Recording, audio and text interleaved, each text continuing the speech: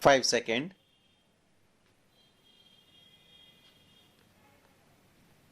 Start. Mr.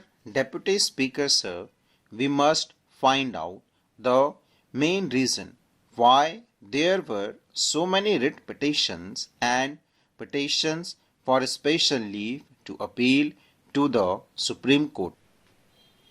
That was so because in most of these cases we had made the decision of that tribunal final. Now, under the Constitution, the Supreme Court has not the right to grant special leave of appeal. That is naturally untouched. Similarly, the High Courts have got the right of the power of issue writs. Of course, I cannot say that it is all without justification. Probably many of those court thought that in a matter where the aggrieved party had no remedy whatsoever, they should rather have the right to look into that matter.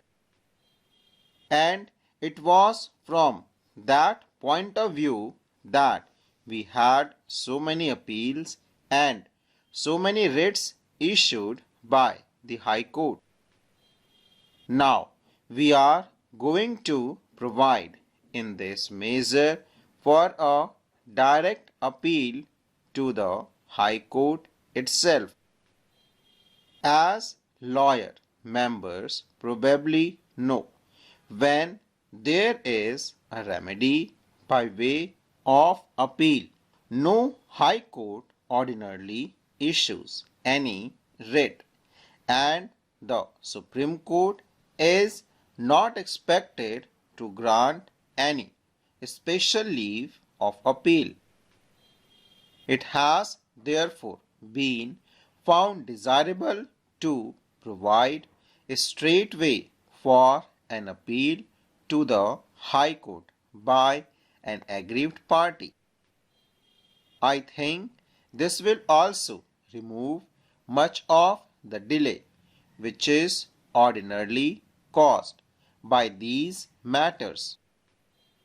Sir, apart from that, the clause itself mentioned that the tribunal shall decide the election petition within 6 months and that the High Court shall dispose it of within 3 months. I know that even if we impose such a restriction, it may not necessarily be so. But I am sure that unless there are any special reasons, etc., the tribunals will dispose of these matters within 6 months, and the High Court also will give priority to matters like these and dispose of these matters within 6 months, and the High Court also will give priority to matters like these and dispose them within 3 months. So, the honorable members will find that the present provision that has been made in this bill is much more satisfactory than the previous one. Sir, there are one or two other matters which were raised by previous speakers. I will briefly refer to them. Some thought we might make voting compulsory. It is a very difficult thing to do in a democracy like ours. We have adult franchise and 40 crores of people are involved. This is an impossible thing.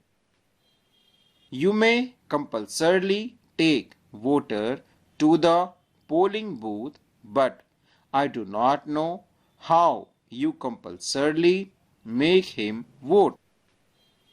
Of course, there are one or two countries like Australia and Belgium where I am told this thing is being done, but with these exceptions all over the world, no country has thought it proper to do this on such a large scale.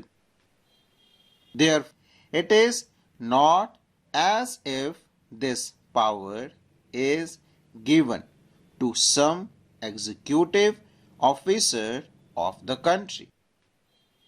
It is not correct. Look at it from that point of view.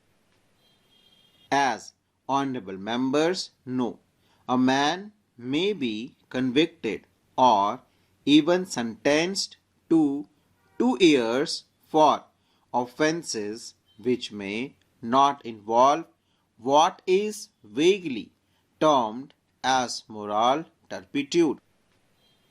To introduce the word moral turpitude in a measure like this will not be desirable because it is a term which may have different types of circumstances. This moral turpitude is a thing which cannot be defined.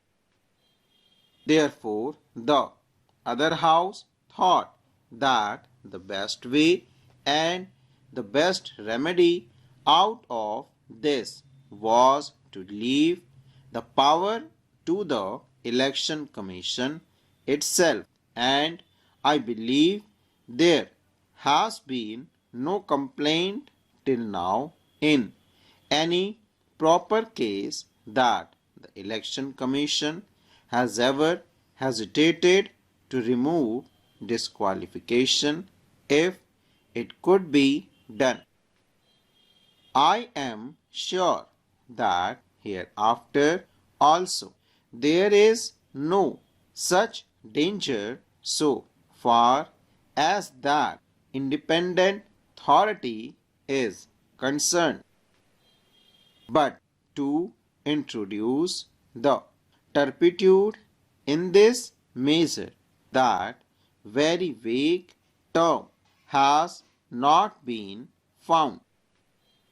Honorable Deputy Speaker, sir, as the honorable members are aware that there was a little confusion with regard to the various categories of corrupt practices.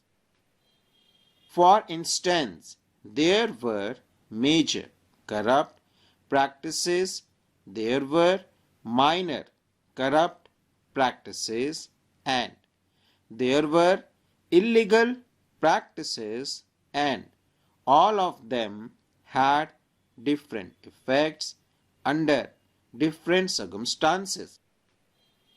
And even some of the lawyers found this matter rather a very intricate one.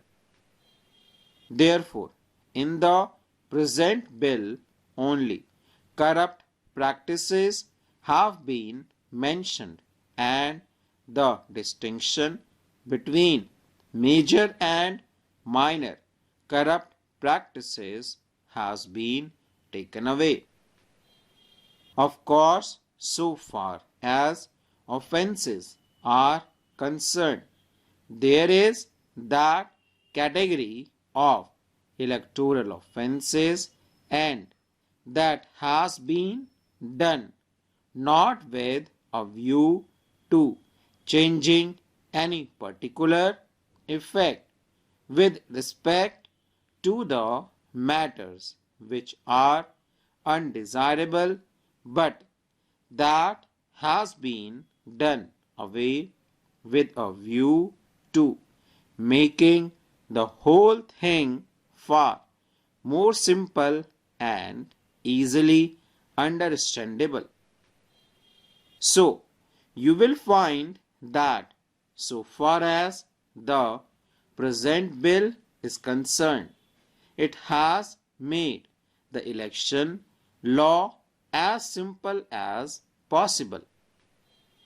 Probably there has been some difference of opinion in the other house, and there might be some difference of opinion in this house as well with regard to the clause relating to disqualification, and particularly with regard to the disqualification incurred by a person who has been sentenced to imprisonment for 2 years and more. The reason for that is that the offenses for which a man is sentenced to 2 years are cognizable offenses and offenses of a more serious nature. It was therefore thought that in such a case he should not be allowed to stand for 5 years more. But even then, as matters now stand, that disqualification can be removed by the Election Commission in suitable cases. Now, as the honorable members are aware that the Election Commission is a special constitutional authority set up by us in order to ensure the free and fair elections which we want to have in the country, full stop.